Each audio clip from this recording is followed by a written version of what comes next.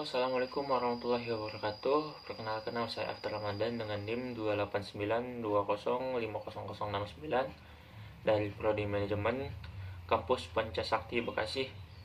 Di sini saya akan mengerjakan tugas ujian tengah semester saya di mata kuliah Etika Bisnis dan dosen pengampu Bapak Roman Iskandar, Sarjana Ekonomi, Magister Manajemen.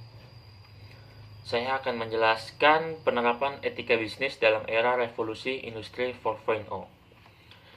Pembicaraan yang mengaitkan etika dengan era industri 4.0 hanya dimungkinkan saat dampak dari kemampuan manusia dalam bidang ekonomi meningkat pesat. Sejarah mencatat, lompatan produksi terjadi pada 3 kali tahapan revolusi industri. Revolusi industri yang terjadi sepanjang sejarah manusia dibagi menjadi 4 generasi. Generasi pertama atau Industrial Revolution 1.0 dimulai saat James Watt menemukan mesin uap pada abad ke-18 di Inggris. Revolusi industri generasi kedua atau Industrial Revolution 2.0 ditandai dengan ditemukannya pembangkit listrik serta motor pembakaran. Penemuan ini mendorong kemunculan kendaraan bermotor, telepon, pesawat terbang, dan lainnya yang secara signifikan mengubah wajah manusia di dunia serta membentuk aktivitas kehidupan manusia yang lebih modern. Pada era inilah model manajemen produksi lain mulai diterapkan yang memicu produktivitas luar biasa. Selanjutnya, revolusi industri ketiga atau Industrial Revolution 3.0 dimulai tahun 1969, ditandai dengan kemunculan era teknologi digital dan internet. Informasi ini menjadi hal yang vital pada era ini, serta menentukan berbagai perubahan di dunia. Lalu, revolusi industri 4.0 bukan lagi akan, namun tengah berlangsung secara deras dalam kehidupan kita sehari-hari. Internet of and for everything benar-benar nyata. Dunia bukan lagi global dan flat. Dunia selayaknya satu halaman kertas, seluruh informasi berada dalam sebuah halaman internet. Siapapun bisa mengaksesnya. Jarak dunia semakin pendek. Dengan biaya yang cenderung turun, kecepatan produksi seiring dengan adanya aplikasi desain dan print 3D. Meningkat kualitas dan kuantitasnya luar biasa. Sementara itu, pasar berubah sangat cepat sejak proses belajar sesama manusia lewat jejaring media yang sangat gencar. Generasi milenial bukan hanya menjadi kekuatan baru dalam produksi, tapi juga menjadi penentu permintaan pasar. Pernyataan etis diperlukan karena teknologi pada hakikatnya hanyalah alat untuk manusia. Sayangnya, tidak semua manusia mendapatkan keuntungan dari kehadiran teknologi.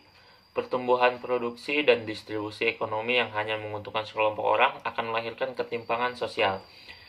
Hal inilah yang disebut dengan Dalai Lama sebagai sebuah kejahatan moral. Disrupsi merupakan salah satu kata yang cukup populer dan digemari banyak pihak bersamaan dengan kehadiran era industri 4.0. Dalam bahasa Inggris, disrupsi diartikan sebagai mengganggu, mengacau. Lalu, kata ini diserap dalam bahasa Indonesia dan diartikan sebagai makna positif untuk perubahan yang luar biasa. Padahal, sejatinya memang sejak revolusi industri 4.0 bergulir pada dua pihak yang merasa sangat terganggu. Pertama, para pembisnis raksasa retail dan transportasi. Yang kedua, para pekerja rutin atau pekerja dengan resiko tinggi yang pekerjaannya dapat dikerjakan robot atau peralatan yang dikendalikan oleh artificial intelligence. Menanggapi disrupsi pada raksasa retail mengenai ketakutan datangnya gelombang pengangguran oleh skema penjualan online. Menteri Perencanaan Perkembangan Nasional Bambang PS Brojonegoro mempercayai riset McKinsey dan CO. Menurutnya, memasuki revolusi industri 4.0, Indonesia akan kehilangan 50 juta peluang kerja. Sedangkan Menteri Perindustrian Erlangga Hartarto berpikir sebaliknya. Revolusi industri 4.0 justru memberikan kesempatan untuk Indonesia berinovasi. Revolusi yang fokus pada pengembangan ekonomi digital dinilai menguntungkan bagi Indonesia.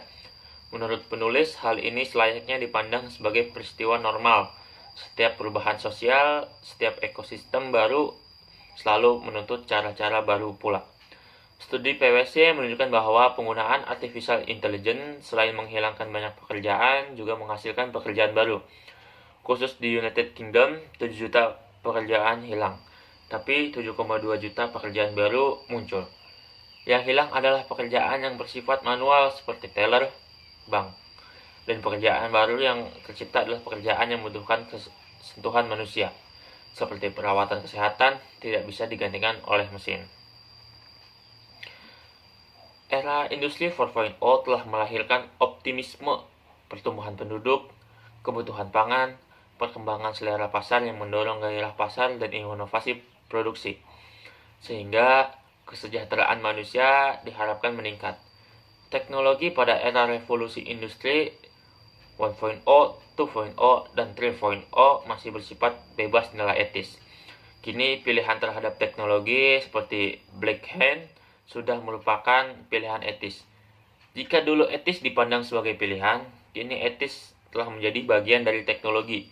Juga sebaliknya, kejujuran, keadilan, kebenaran, dan kebaikan sama mendapatkan peluang hadir secara imperatif lewat teknologi blockchain.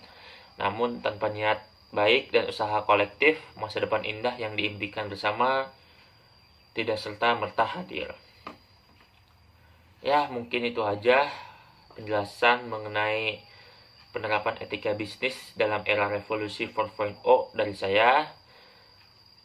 Saya ucapkan terima kasih. Jangan lupa like and subscribe-nya. Jangan lupa juga untuk follow akun Instagram saya di @afterramadan tanpa spasi.